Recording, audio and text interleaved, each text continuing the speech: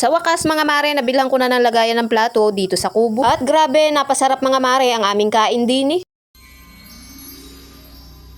Magandang araw, another day, another mini vlogs. Samahan nyo kami mga mare sa mga kaganapan sa buhay namin dito sa bukid. Maaga kaming nagising ngayong araw mga mare dahil talaga namang ang plano namin ay pupunta kami dito sa aming taniman. At dahil Sabado mga mare kahapon ay ito at sa bahay natulog itong aming pamangkin. At bigla naman dumating mga mare itong kanyang mga kapatid kaya naman ayan na talagang nagulat nga siya. Pero hindi naman sila nagtagal dito mga mare dahil sabi ko nga ay pupunta nga ako doon sa aming taniman. Kaya naman sabi ko nga kay Ella ay talaga namang inumin na niya yung kanyang energy na iniinom dahil medyo tanghali na nga kami. Habang hinihintay ko na maubos ni Ila yung kanyang iniinom ay ito at kinarga ko nga muna si Baby Lucas. At hindi rin nagtagal, sabi ko nga ay umuwi na muna sila dahil sabi ko nga ay pupunta ako doon sa aming taniman kaya naman ito at sumama pa rin nga sa akin si Ella. Grabe sobrang aga pa nga mga mare ay talaga namang napakatindi na nga ng sikat ng araw. Kapag ganitong napakainit mga mare ay talaga namang halos wala na ring magagawa doon sa aming taniman. Sa bagay hindi naman na tayo iitim mga mare dahil lulutong na nga lang. Hoy, hindi ganon. Maputi or maitim mga mare wala naman akong pakialam dahil sabi ko nga dito ako masaya sa aking mga ginagawa. At din naman mga mare samahan ninyo ako mag-unbox nitong dish drainer. Huy. Basta yan yung lagayan mga mare ng mga plato. Dahil yung aming mga plato nga mga mare dito sa kubo ay dito lang nakalapag sa sahig kaya naman lagi may alikabok na galing do sa aming bubong dahil nalalaglag na yung mga bukbok. Kaya naman ipinilit ko na talaga mga mare na makabili kami nito at talaga namang napakahirap nga kapag nangangalat na ang mga gamit gawa ng aso. At syara, nakaayos na nga mga mare itong aming mga plato at talaga namang hindi na nga maalikabukan at hindi na rin nga maiikalat ng mga aso dito sa kubo. Pero hindi naman nila kinakagat mga mare, ginugulo nga lang nila dito sa mga patasan. Kaligayahan na talaga nating mga may bahay mga mare yung mga ganitong nakakapundar nga tayo ng mga gamit. Or hindi pa ba mga mare sign of aging nga yung mga ganito na masaya na lang tayo sa mga gamit sa bahay. At din mga mare pagkatapos kong ayusin yung mga plato nag-asikaso naman ako ng pagluluto ng aming almusal. At din naman mga mare pumitas lang ako ng ilang piraso na eggplant dahil sabi ko parang masarap ang prito. Dahil sa maniwala kayo hindi mga mare kahit napakatagal na nga nitong aming eggplant ay talaga namang napakabihira nga lang naming mag-ulam ng ganito. At din sabi nga ni Ella ay pipitasin nga daw niya yung may mga butas kaya naman ayan at talaga may daladala nga siya. At sabi ko nga sa kanya mga mare ay tumimo nga muna siya dito sa kubo dahil baka nga siya ay pangatihin. Diyos mio marimar. Huy, siguro ay naiinip siya mga mare dito sa kubo kaya naman ayan at talaga naman sunod nga siya ng sunod sa akin. At ang katwiran nga niya sa akin mga mare ay maliligo na lang daw siya pagka uwi niya sa kanila. At dini nga mga mare hindi ako nakaramdam ng inip dahil yung aking kasama ay talaga namang tanong nga ng tanong. At ang pinakahuling tinanong sa akin mga mare ay kung anong oras nga daw kami uuwi, siguro ay nakakaramdam na nga ng inip. Kaya naman no choice nga tayo mga mare kahit maaga pa ay talaga namang kailangan na nga nating umuwi dahil grabe inip na nga itong ating batang kasama. Pero sabi ko nga sa kanya mga mare ay maya-maya naman at ako'y wala pang nagagawa. Huy, bali nung mga oras na ito mga mare ay nagsasaing pa nga lang ako kaya naman sabi ko nga sa kanya ay kakain nga muna kami bago kami umuwi. Kaya naman ang lagay mga mare ay talaga naman dumayo nga lang ng kain din sa bukid. Dito nga mga mare ay pinagtsatsagaan ko pa rin na ipuroning at itayo itong aming mga eggplant dahil grabe napakaganda nga ng presyo ngayon kaya naman ay talaga naman kailangan nating pagsikapan na mapaganda ulit ito. Kailangan kasi ay malinis nga mga mare itong tudling dahil grabe napakahirap nga daw sabi ni Mister kapag nagis. At ayan naiinip na nga mga mare pupunta nga daw muna siya do sa kubo. Napakasarap mga mare sa pakiramdam kapag nga may mga batang ganito na napakalapit nga ng loob sa atin. Habang bata nga sila mga mare ini-enjoy namin yung ganitong ugali nila dahil alam naman namin na magsisilakihan at magbabago rin nga ang ugali niyan. Kaya naman sana kahit magsilaki nga ang mga batang ito ay hindi nga kami makalimutan. Kaya naman hindi nga kami magsasawang magpasalamat mga mare sa mga kapatid ni Mister na talaga namang hinahayaan nga sa amin ang kanilang mga anak. At grabe mga mare napakasarap talagang kumain sa ganitong bukid. O siya hanggang dito na lang mga mare, maraming salamat, stay safe, God bless, bye, bukas ulit.